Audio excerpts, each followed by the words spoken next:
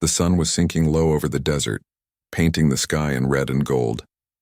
A lonely cowboy named Thomas Gray rode across the dry land, his horse's hooves stirring dust that hung in the air like smoke. He had been riding for 2 days straight, following faint tracks that led nowhere certain. The desert wind whistled softly in his ears, and his eyes, hardened by years of hardship, scanned the horizon for danger or shelter. He wasn't looking for trouble. He never did, but trouble had a way of finding him. The year was 1884, somewhere near the Arizona border. The land was rough, wild, and full of stories that ended in silence. Thomas had once been a soldier during the war, then a ranch hand, and finally a wanderer trying to find peace. He carried a rifle across his saddle and a revolver at his side, but his heart carried heavier things, memories of battle, friends buried in unmarked graves, and the loneliness that followed him wherever he went. That evening, as the light began to fade, he saw something strange in the distance. Smoke, thin, gray, rising from a place it shouldn't be. His instincts told him to avoid it, but something deeper pushed him forward. Maybe it was curiosity. Maybe it was that old soldier's habit of not leaving something unexplored. He turned his horse toward the smoke and rode closer. The smell hit him first, burnt wood and something bitter like despair. Then he saw what was left of a small Apache camp. Tents were torn, fires were cold, and the earth was scarred with boot prints and blood. It was the kind of scene Thomas had seen before. Soldiers or raiders had passed through, and people had paid the price. He got off his horse, checked the area carefully, and walked toward the ruins. There was silence, broken only by the whisper of the wind. But as he reached the remains of a shelter, he heard something, soft, shaky breathing. He turned quickly, his hand on his gun, but then stopped. Behind a half-burned wall, a woman crouched in the shadows. Her clothes were torn, her hair tangled, her face streaked with dust and tears. She was young, maybe mid-20s, but her eyes carried the weight of grief much older. She looked up at him, fear flashing across her dark eyes. She didn't move. Neither did he. For a long moment, the two just stared at each other, the silent man with the gun, and the frightened Apache widow who thought death had come back for her. Thomas slowly lowered his hand from his gun. "You don't have to be afraid," he said in a quiet, steady voice. "I'm not here to hurt you." She didn't answer. Her lips trembled and tears rolled down her face. When he took a cautious step forward, she flinched, whispering something in Apache that he couldn't understand. Then she tried to speak in broken English, her voice cracked and weak. "They kill. My people, all gone. My man too. Gone." Thomas swallowed hard. He could see the pain in her eyes, raw and real. He knew that kind of loss. He had seen it on battlefields, in burned villages, in mothers' faces as they searched for their sons. "I'm sorry," he said quietly. "You're safe now," but she didn't believe him. Her eyes darted toward the gun at his side. "You soldier?" she said with trembling lips. "Soldiers kill us." "You kill me too?" Thomas sighed.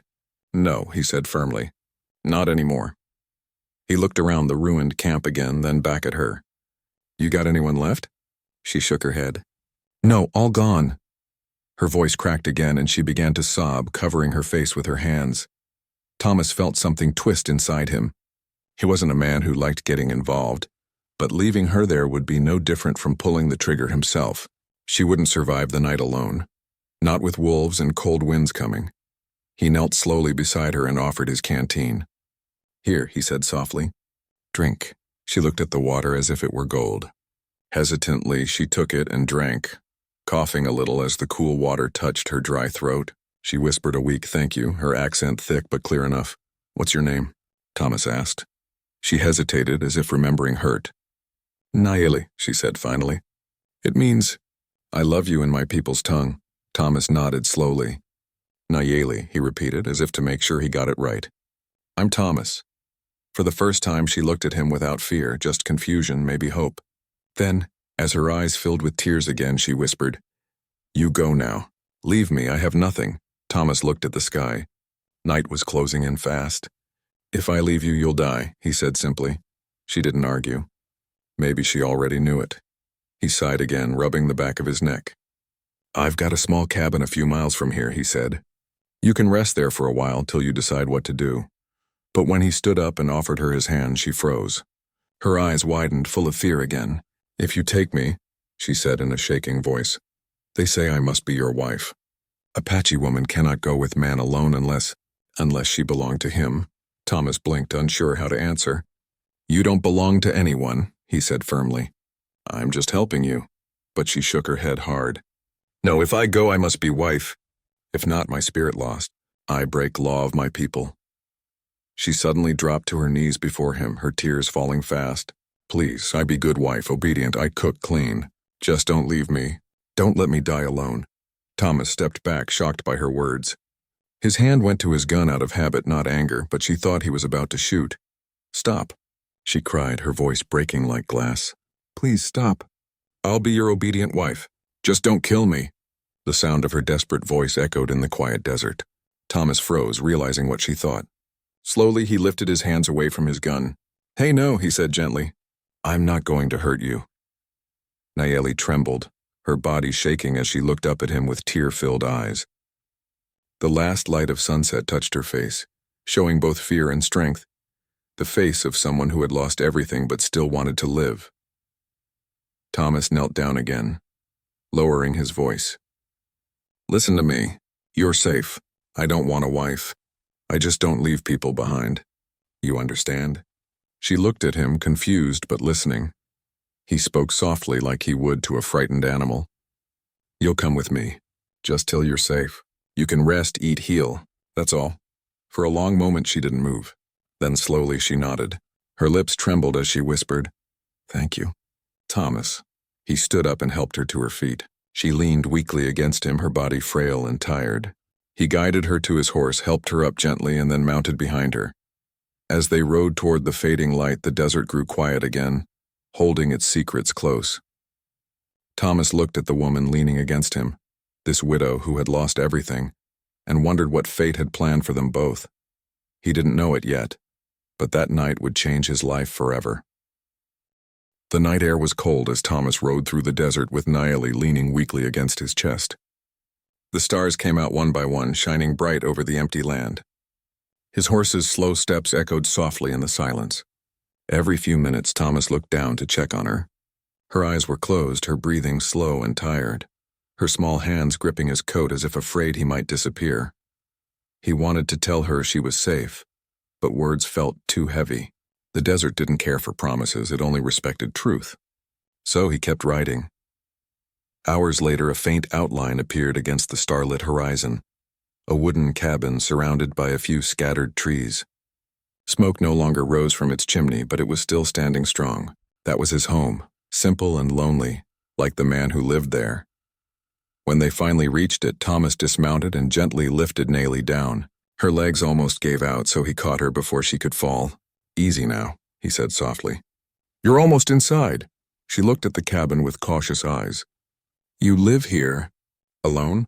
He nodded. Just me. Inside, the cabin smelled of wood, leather, and old smoke. A single lantern burned on the table, casting warm light across the rough walls. There was a bed in the corner, a chair, and a small fireplace with half-burned logs. Thomas guided her to the bed. You can rest here, he said. She hesitated. Your bed? It's the only one, he said simply. I'll sleep by the fire.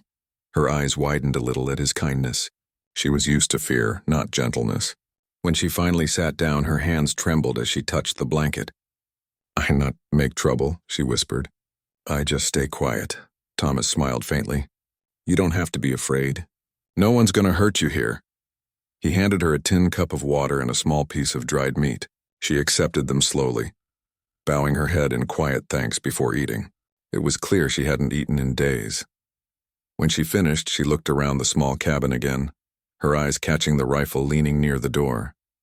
Her body stiffened, but Thomas noticed it and said gently, Don't worry about that. It's just for coyotes. She nodded slightly and lowered her gaze. For a while there was silence. The fire crackled softly and the wind whispered outside the thin walls. Thomas sat down on the chair near the fire and leaned back, lost in thought. He didn't understand why he felt such a strong pull toward this woman. He'd helped people before, strangers, travelers, but this was different. Maybe it was because she had looked at him with the same kind of pain he carried deep inside. Nayeli, on the bed, couldn't sleep. She kept her eyes half open, watching him quietly. His face looked calm but tired, marked by years of solitude. The scar on his cheek caught the light of the fire, and she wondered how many battles he had survived. She wanted to thank him, but words felt too small. Her world had been destroyed, and yet this man, a stranger from another people, had shown her mercy. In her heart, she didn't understand it, but she felt something she hadn't felt in a long time. Safety. At last, sleep took her. When the first light of dawn touched the desert, Thomas was already outside chopping wood. The sound echoed across the still land. Inside, Nayeli woke slowly, her eyes adjusting to the soft light that came through the window. For a moment she forgot where she was, then remembered everything, the fire, the fear, the man who saved her. She stood up carefully, her legs still weak, and walked to the door. Thomas looked up from his work and gave a small nod. "Morning," he said simply. She looked at him, unsure how to reply, then whispered, "Morning." Her voice was soft like the wind. He finished splitting the last log and carried it inside. "You can sit by the fire. It's still cold." She followed quietly, wrapping a blanket around her shoulders. As Thomas made coffee and a simple meal of beans and bread, Nayeli watched every move he made. It was strange to her, this man who lived alone, quiet and gentle but strong as stone. When he set a plate in front of her, she hesitated. "Why you help me?" she asked in her broken English. Thomas looked at her, surprised by the question. "Because you needed help," he said, "but your people and my people," she said slowly. "They fight." He nodded. "Yeah, but that doesn't mean we have to." She lowered her head, thinking about that. Her husband had once said white men had no mercy, but here was one who had carried her through the night, shared his food, and asked for nothing in return. After breakfast, Thomas saddled his horse and checked his rifle. "I need to go to town for supplies," he said. "You stay here. I'll be back by sunset." Nayeli stood quickly, alarmed. "No, you go. I go too. It's too far." "You're not strong enough yet," he said calmly. She shook her head, eyes wide with fear. "You leave, bad men come. I die again," Thomas sighed. He could see she was terrified of being left alone. "All right," he said at last. "But you'll ride slow. Understand?"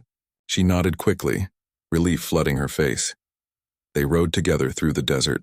The road to town was long, winding between rocky hills and dry riverbeds. Thomas kept his eyes sharp. Bandits or scouts could appear anywhere. Nayeli stayed close behind him, her small hands gripping the saddle tightly. When they reached the town, people stared. It wasn't every day a cowboy rode in with an Apache woman behind him. Murmurs spread quickly and some eyes turned cold. Thomas ignored them. He'd seen worse looks in worse places. He led his horse to the general store, tied it outside, and said quietly to Nayeli, "Stay close." Inside, the shopkeeper glanced at Nayeli with open suspicion. "You bringing her here, Gray?" he asked. "Ain't safe having them around." Thomas's eyes turned cold. "She's with me," he said firmly. "You got a problem with that?" The man looked at him, then looked away. "No problem," he muttered, moving to fill the order. Nayeli stood silently, keeping her eyes down. The whispers from other customers cut like knives, but Thomas stood tall beside her, letting everyone see she wasn't alone. When they left, he helped her onto the horse and said quietly, "Don't listen to them. Folks don't understand what they fear." She nodded, though her face was pale. "They hate me," she whispered. "They don't know you," he replied. That's different. The ride back was quiet, but something had changed between them. Nayeli began to see him not just as a savior, but as someone who carried his own kind of pain. She wanted to ease it, though she didn't know how. When they reached the cabin again, Thomas unloaded the supplies and began fixing the roof where the wind had torn some boards loose. Nayeli, wanting to help, started cleaning inside, sweeping and cooking without being asked. That evening, when Thomas walked back in, the cabin smelled of stew and bread. He looked around in surprise. "You didn't have to do all this," he said. Nayeli smiled shyly. "You saved me. I help you. It is right." He nodded slowly, touched by her effort. For the first time in years, his cabin didn't feel empty. The silence felt warm, not lonely. As night came again, they sat by the fire in quiet peace. Thomas fixed his rifle while Nayeli mended a torn blanket. Outside, coyotes howled in the distance, but inside there was safety. A fragile peace born from two broken souls finding each other in the middle of nowhere. Thomas didn't know what the coming days would bring.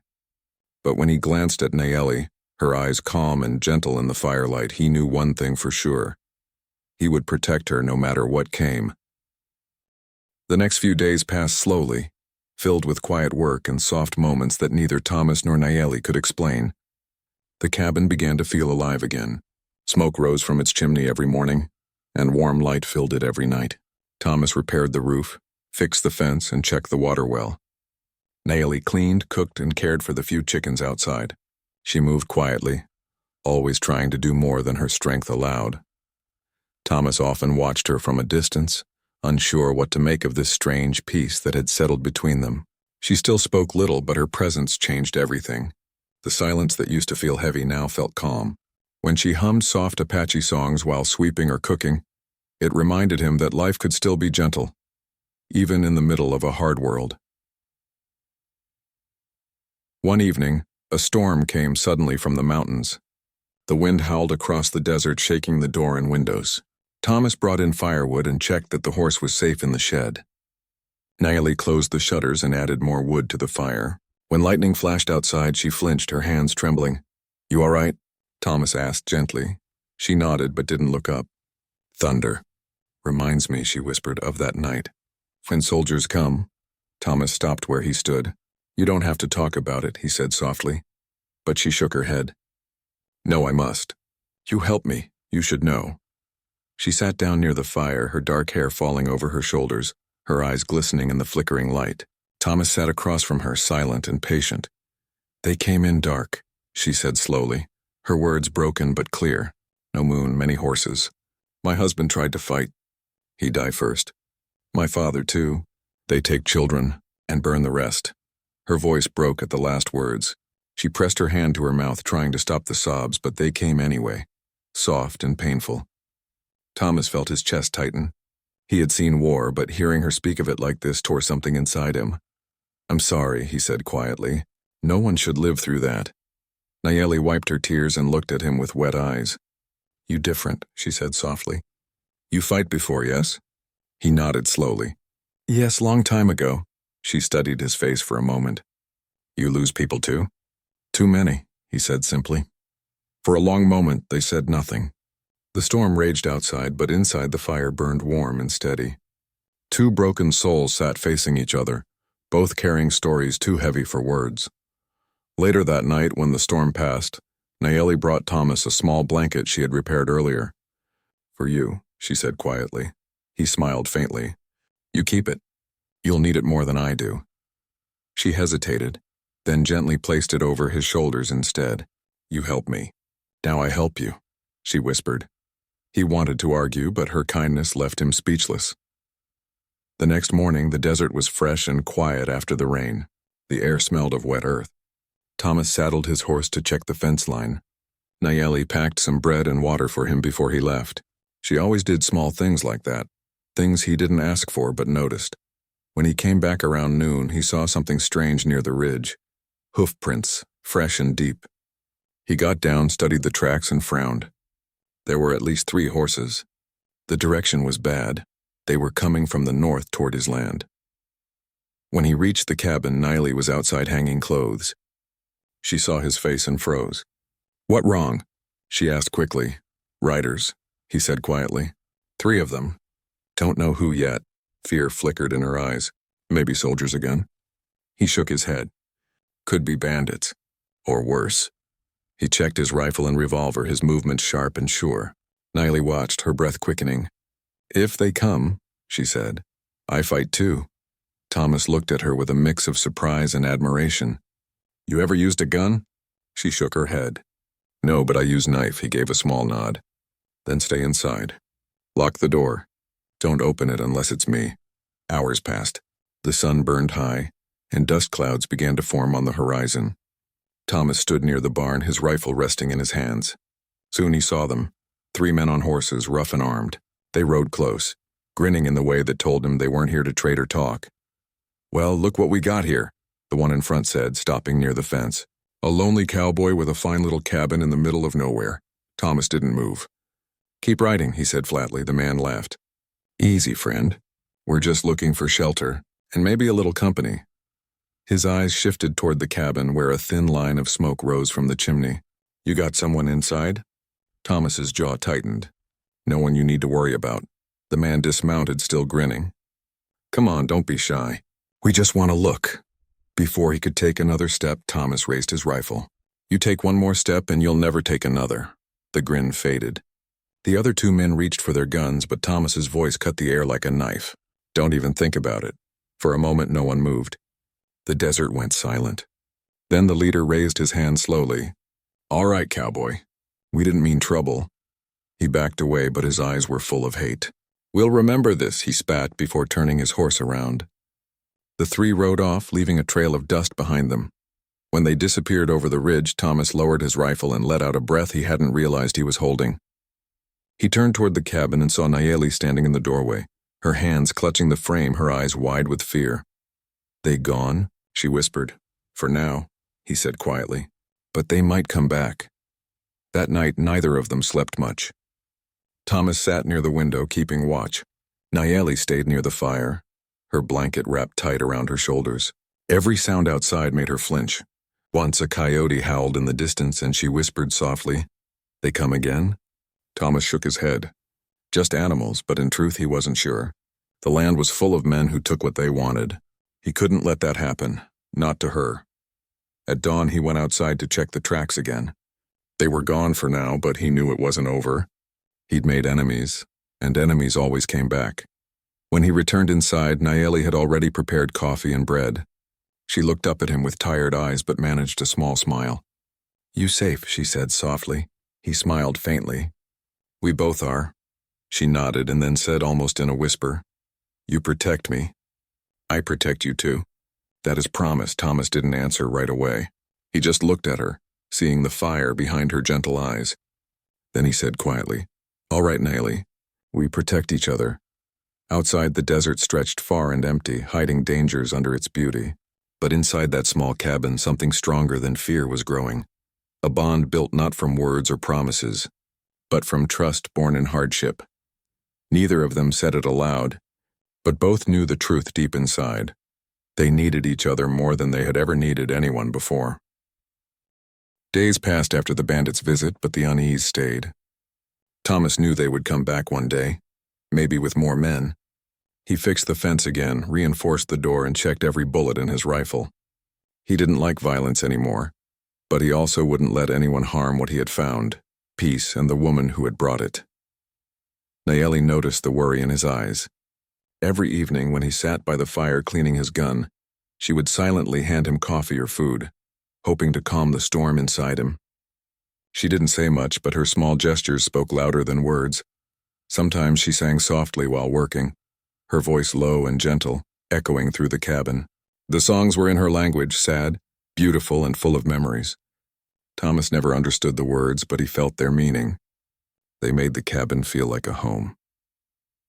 One morning, as the first light touched the desert, Thomas was working outside when Nayeli came to him holding a small clay bowl. For you, she said with a soft smile. I make from river clay. It dry now. He took it carefully, surprised. The bowl wasn't perfect, but it was strong and beautiful in its own way. You made this? He asked. She nodded proudly. Yes, my people make like this long time. I remember, he smiled. It's good. Real good. Her eyes brightened at his praise. Now you have something from me, she said quietly. So you remember even if I go. Thomas's smile faded. You thinking about leaving? She looked away. Sometimes I dream my people still alive. Maybe some far away. Maybe they need me. He said nothing for a moment. He didn't want to stop her dreams, but the thought of her leaving filled his heart with a strange ache he didn't understand. If they are alive, he said finally, I'll help you find them. Nayeli looked at him with surprise. You would do that? He nodded. I keep my word. She smiled faintly, her eyes soft. Then I pray for that day. But if no one left, I stay. I help you. The days grew warmer and spring slowly began to color the desert with green. Flowers bloomed between rocks and small birds sang near the stream. For a while, everything felt peaceful again. But deep down, both of them knew peace in the Wild West never lasted long. One afternoon, Thomas went to the nearby town to sell some hides and buy supplies. Nayeli stayed behind, tending to the fire and drying herbs outside. The sun was high, the air still.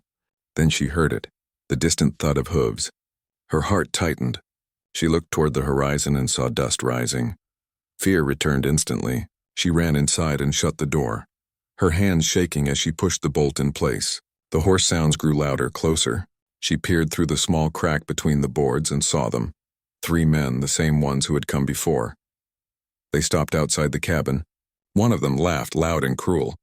"Told you he was hiding something fine," he said. "Look at that smoke. He ain't here. Let's see what he's keeping inside." Naomi's breath caught in her throat. She grabbed the small hunting knife from the table and pressed her back against the wall. Her heart pounded like a drum.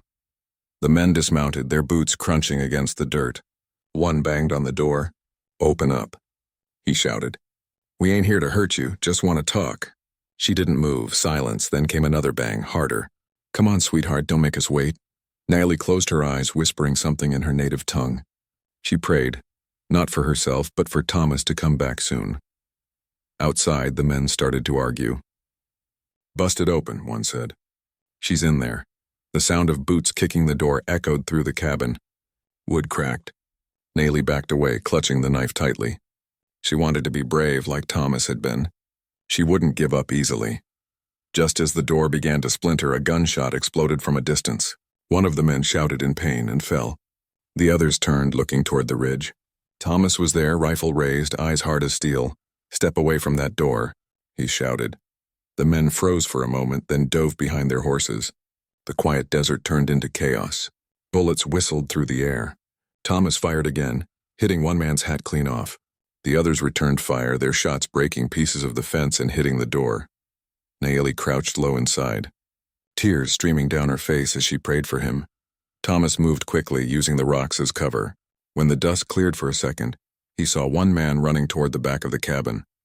He swung his rifle, aimed, and fired. The man dropped. The last bandit jumped on his horse and fled, shouting curses as he disappeared into the desert. Silence returned, heavy and sharp. Thomas reloaded his gun and ran to the cabin. "Naomi," he called out. The door creaked open and she rushed into his arms. Her body shook with fear and relief. "I thought you'd die," she whispered, her voice trembling. He held her tightly, his voice calm but heavy. "Not yet," he said softly. "You all right?" She nodded, though tears still ran down her cheeks. "I was so scared. I thought they'd come for me." He stepped back and looked into her eyes. "They won't come again," he said firmly. "Not while I'm here." She reached up and touched his arm, her hand trembling. "You saved me again. Why?" Thomas looked at her quietly. "Because I couldn't let you die. Not after everything you've been through. Not after what we've built here." Her eyes softened. "You care for me?" she asked shyly. He didn't answer right away. The words were hard for a man like him. But finally he said, "Yeah, I care." She looked down, her face turning away slightly. "Then I stay," she whispered. "No dream, no going. I stay with you always." He opened his mouth to speak, but she placed her hand gently over his chest, right where his heart was. "You saved me not once but twice. My heart now belongs here, to this place, and maybe to you." Thomas didn't know what to say. He just stood there, the firelight flickering between them, her eyes full of tears and something softer. Trust. That night, as they sat by the fire, the desert was quiet again. Thomas fixed the broken door while Naomi cooked a small meal. Neither spoke much, but the silence between them was peaceful. Later, when the stars filled the sky, Naomi sat near him, holding the clay bowl she had made. "You said I not belong to anyone," she said softly. "But now I think I belong to this life with you." Thomas looked into her eyes. There was no fear in them anymore, only calm and warmth. He smiled faintly. "Then we'll face whatever comes together." Outside, the desert stretched endless and vast. But inside that small cabin, 2 souls who had lost everything had finally found something real. A fragile beginning of love built on survival and understanding. But far in the distance, under the moonlight, a rider watched from the hills. He was one of the men who escaped, his eyes cold with anger. He turned his horse toward the north, whispering to himself, "He'll pay for this." Thomas didn't know it yet, but peace was only for a moment. The desert had one more test waiting for him, one that would decide if their fragile bond could survive the coming storm. The next morning, the desert looked calm, almost peaceful, but Thomas knew better. The silence after danger was never true peace. It was the waiting before the next storm. He saddled his horse early and checked the rifle again, his mind still replaying the attack. Nayeli stood near the door watching him quietly. She had barely slept, afraid every noise outside might be the men returning. Thomas glanced at her. I'm going to follow their trail. Need to make sure they're gone for good. Her eyes widened in fear. No, please. They come back. You go, they hurt you. He placed his hand on her shoulder gently. If I don't check, they'll come when we're not ready. I won't let that happen. She swallowed hard and nodded slowly. Then I pray for you, she whispered. And I wait. Thomas rode out into the desert, following the tracks left in the sand. The sun rose behind him, lighting the red rocks and wide open land. He followed the prints for hours, his eyes sharp and steady. He finally found where the tracks split, 2 horses heading west, 1 north. He followed the north trail, knowing it had to be the man who escaped last night. The trail led to a small canyon. Thomas stopped his horse and dismounted, moving quietly with his rifle ready. He saw smoke rising from behind some rocks and crouched low. Peering over, he spotted a small campfire and a single man, one of the bandits tending to his wounded arm. His horse grazed nearby. Thomas stepped out slowly, rifle raised. You should have kept riding. The man jerked up, startled, then smirked. You again? Guess you ain't learned to mind your own business. Thomas's voice stayed calm. You tried to hurt an innocent woman. You don't get to walk away from that. The man laughed dryly. She ain't innocent. She's an Apache. You think she won't cut your throat one day? They all the same. Thomas's eyes hardened. You don't know her. The bandit reached slowly for his revolver, but before he could draw, Thomas fired once. The bullet hit the rock near the man's hand, making him freeze. I don't want to kill you, Thomas said coldly. Just tell me where the others went. The man's smirk faded. They'll find you, he hissed. You and that woman. They'll bring more. You can't hide forever. Thomas took a step forward. Where? The man hesitated, then spat on the ground. 2 days north, near Dry Creek, that's where they hole up. But you'll never reach him alive, Thomas didn't reply. He turned his rifle slightly. Then you won't either if you follow us again. He backed away, leaving the man alive but shaken. Mounting his horse, he rode back toward home, the hot wind pressing against his face. He knew the threat wasn't over, but at least he had time to prepare. When he returned, Nayeli was outside waiting. The moment she saw him, relief flooded her face. She ran to him, her voice trembling. You come back. I was so afraid, he smiled faintly. I told you I'd come back. She helped him inside, made him water and food, and listened as he told her about the camp and what the man said. Her expression grew serious. They come again? Maybe, he said, but we'll be ready. Over the next 2 days, they worked together. Thomas set traps around the cabin, checked the rifle, and taught Nayeli how to use a shotgun safely. She learned fast, though her hands shook the first few times she fired it.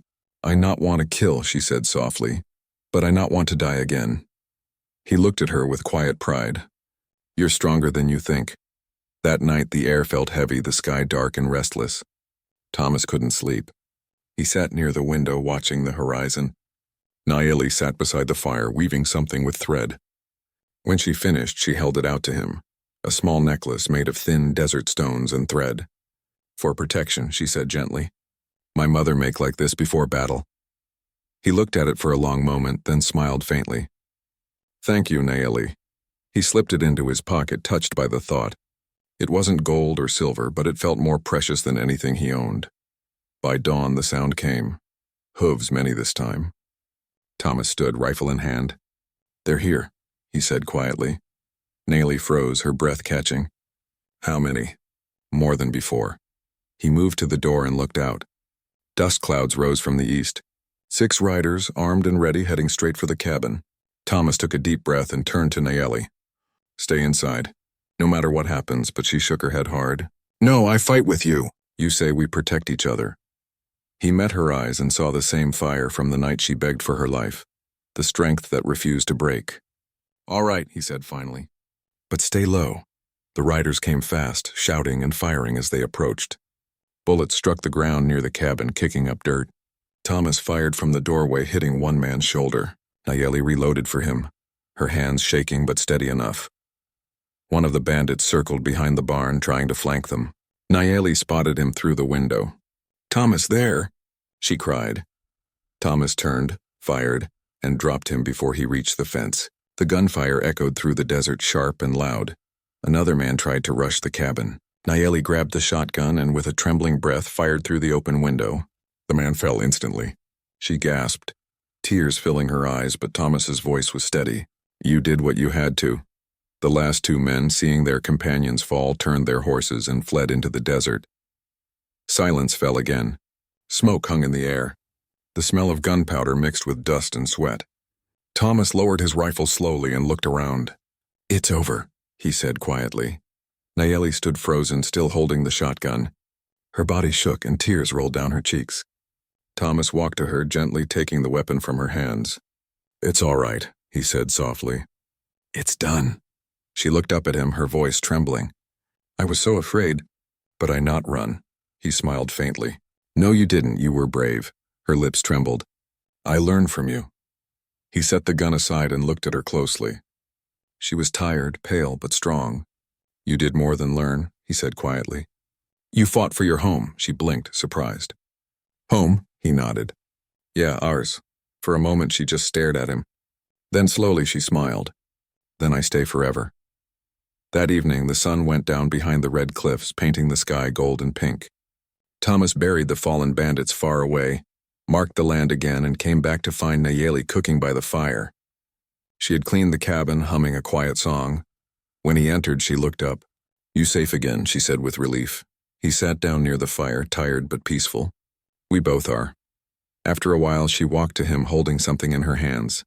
It was that small clay bowl she had made before, the one that had survived every fight and storm. She placed it in front of him with quiet care. Now it's full, she said softly. He looked inside. It was filled with water and wildflowers. What's this for? He asked. She smiled. For peace. For life we have now. Thomas nodded slowly, feeling something deep inside him soften. You brought peace here, Nayeli. I didn't think I'd ever have that again. She knelt beside him, her voice tender. When I first see you, I beg for life. Now I give you mine, not in fear, but in love. He looked at her silently.